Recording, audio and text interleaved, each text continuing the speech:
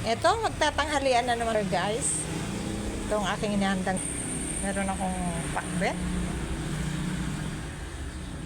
Saka balatong.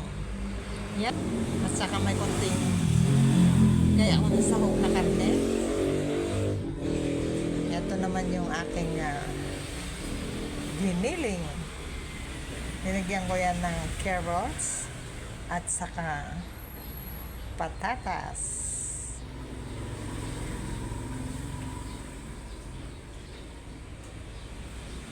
Ito naman yung aking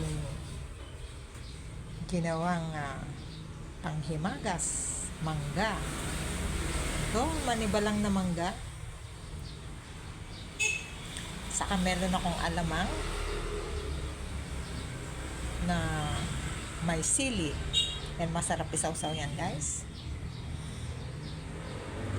Lalo na pag kayong hapon, maalis ang antok mo rito pagka ikaw kumain ng mangga.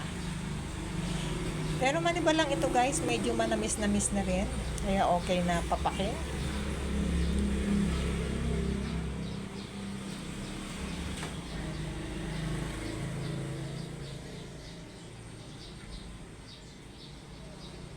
Ito yung aking balatong.